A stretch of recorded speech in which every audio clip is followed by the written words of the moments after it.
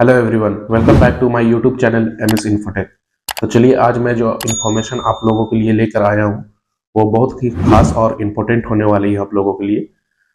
तो मैं ये बताना चाह रहा था कि राहुल गांधी ने जो आरोप लगाया है नरेंद्र मोदी के ऊपर, वो क्या आरोप है, इस चीज के बारे में हम लोग जानेंगे सुरजीत श्यामली जी के वीडियो के जरिए। तो चलिए उनका वीडियो शुरू करते हैं।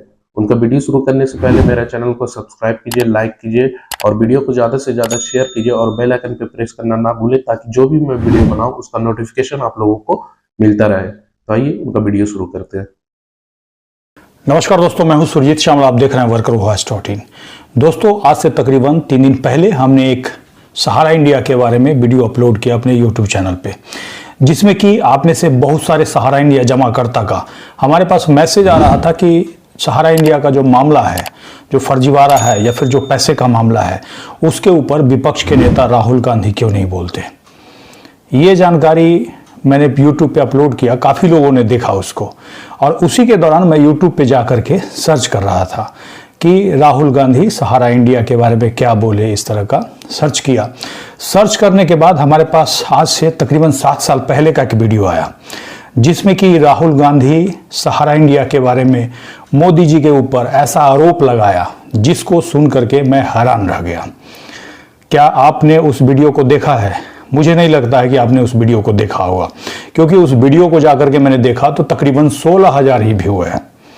मतलब 7 साल पहले का वीडियो और मात्र 16,000 आदमी देखा, और जिसने देखा भी होगा उसने ध्यान नहीं दिया होगा। अब आप ये पूछ सकते हैं कि मैं ऐसा क्यों कह रहा हूँ।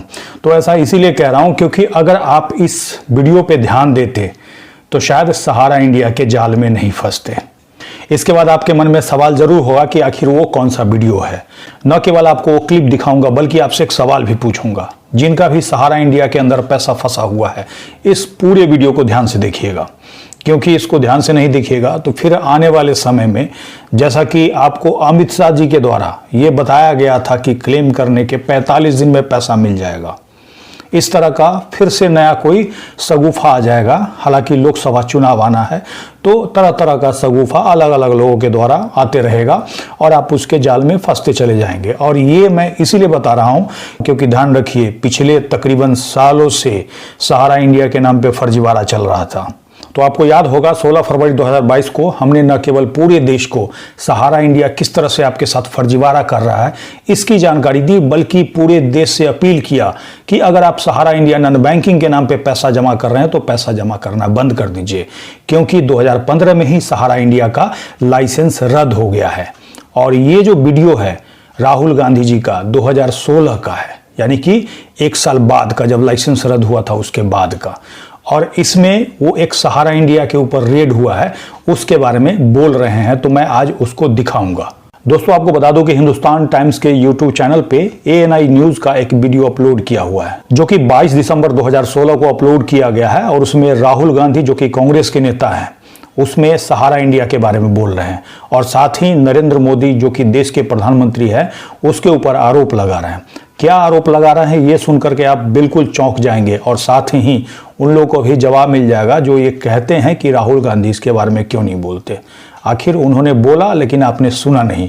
अगर आप हमारी तरह उनकी बात सुन गए होते तो शायद 2016 से ही आप पैसा जमा करना बंद कर देते, लेकिन उनके ऊपर किसी ने ध्यान नहीं दिया। और उस वीडियो को मात्र, जैसा कि हमने बताया, 16,000 लोगों ने ही देखा है। लेकिन मैं उम्मीद करूंगा कि आप इस वीडियो को अधिक से अधिक लोगों तक पहुंचाएंगे, तब उनको पता चल पाएगा कि आखिर क्या आरोप लगाया गया है। उस वीडियो में कांग्रेस नेता राहुल गांधी सहारा इंडिया कंपनी पे एक रेड के बारे में बता रहे हैं, जिसमें कि वो बता रहे हैं कि 22 नवंबर 2014 में सहारा कंपनी के ऊपर रेड हुई। याद रखिए, 2014 में मोदी जी की सरकार आ गई थी और 2015 में लाइसेंस रद्द हुआ, लेकिन उससे पहले उसके ऊपर जो रेड हुआ उसकी कहानी राहुल गांधी जी से सुनिए। 22 नवंबर 2014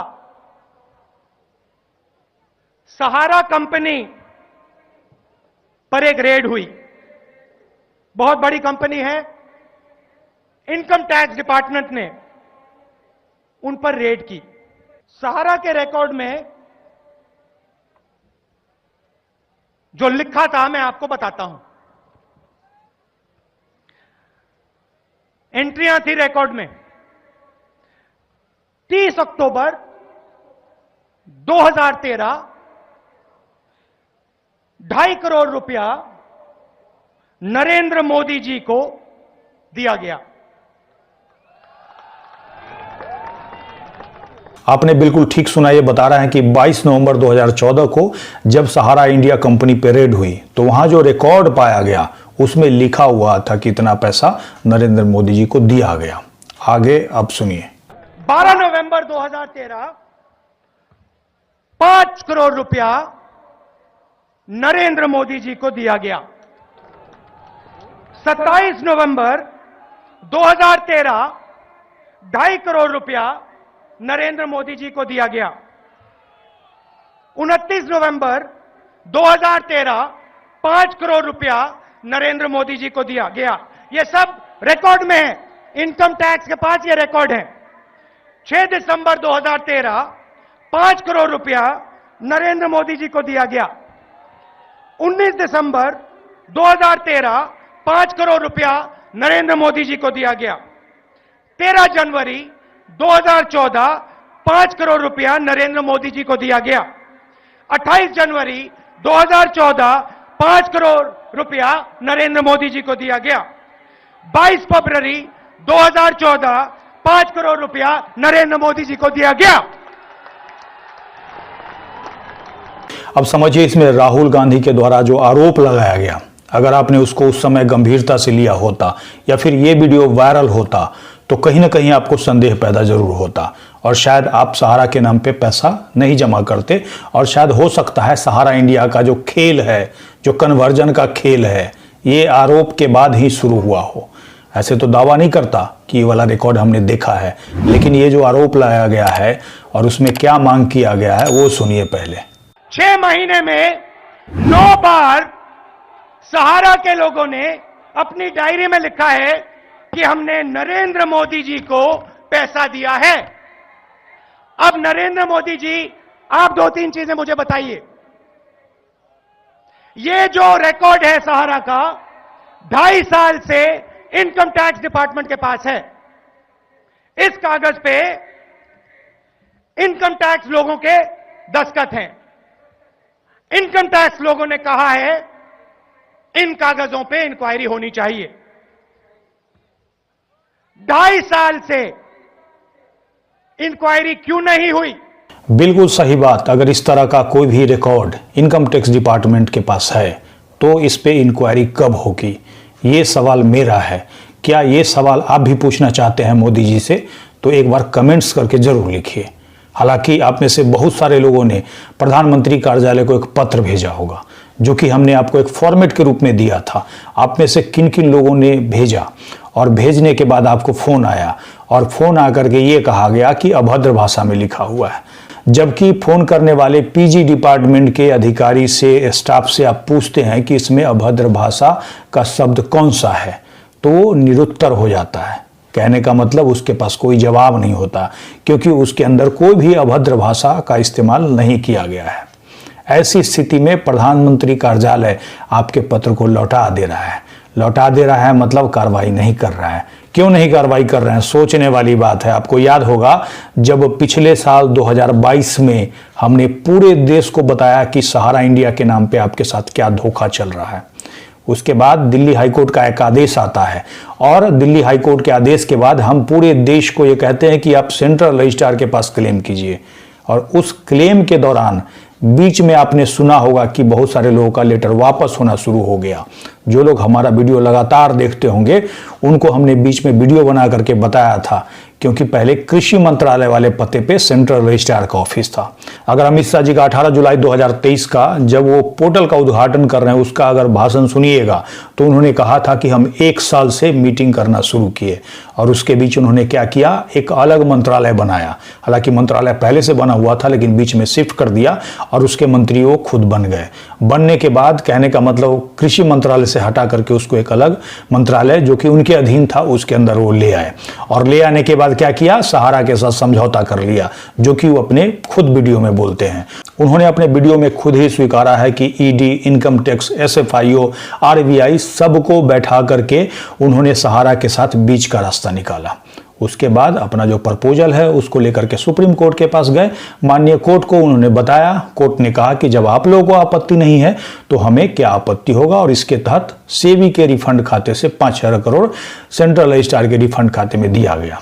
हालांकि उस समय 5,000 करोड़ आपको देने की बात की गई थी। जो लोग भी पोर्टल पे क्लेम करेंगे 45 दिन में पैसा मिल जाएगा। हमने उसी समय आप लोगों को कह दिया था कि जब तक नोटिफिकेशन जारी नहीं हो तब तक आप लोग क्लेम नहीं कीजिए। हालांकि बहुत सारे लोग नहीं माने और क्लेम कर दिए। बहुत सारे लोग बरगलाने वाले थे, वो कह रहे थे कि भाई क्लेम कीजिए। हमने कहा था कि अमित शाह जी ने कहा है कि 10,000 अभी देंगे, बाकी पैसा बाद में देंगे। तो बाद में कब देंगे, इसका कोई नोटिफिकेशन जब तक नहीं होगा तब तक क्लेम नहीं कीजिए। और साथ ही ये भी बताया था कि आपसे घोषणा क्या ले रहे हैं। कहने का मतलब एक तरह से आपको समझौता करवा रहे हैं, जो समझौता उन्होंने किया। अब ये राहुल गांधी जी का अगर वीडियो देखिएगा और उस समझौता को समझिएगा तो इसमें कुछ नया पेच निकलता है, उसको आप खुद समझ सकते हैं। और एक बार इसके बारे में हमें बताइएगा जरूर। आप में से जिन लोगों ने भी प्रधानमंत्री को पत्र नहीं भेजा है वो लगातार भेजते रहिए और उनको ये बताइए कि हमारा पैसा नहीं मिलेगा तो आपको हम वोट नहीं देंगे। क्योंकि अगर आप वोट दे दीजिएगा उसके बाद भी तो फिर उनकी सरकार आएगी, उसके बाद समझिए पैसा मिलेगा कि नहीं मिलेगा। हालांकि 3 स्टेट का जो चुनाव है उसके बाद सहारा का मामला ठंडा पड़ गया है। क्या मैं सही कह रहा हूं या गलत कह रहा हूं, एक बार जरूर बताइएगा। दोस्तों ये जानकारी आपको कैसी लगी नीचे कमेंट्स में लिख करके जरूर बताएंगे। जो लोग हमें फेसबुक पे देख रहे हैं पेज को लाइक करेंगे, और जो लोग यूट्यूब पे देख रहे हैं चैनल को सब्सक्राइब करके हमारे साथ जुड़ जाएंगे और वीडियो को अधिक से अधिक शेयर करेंगे ताकि पूरे देश के सहारा इंडिया जमाकर्ताओं के पास ये जानकारी पहुंच पाए।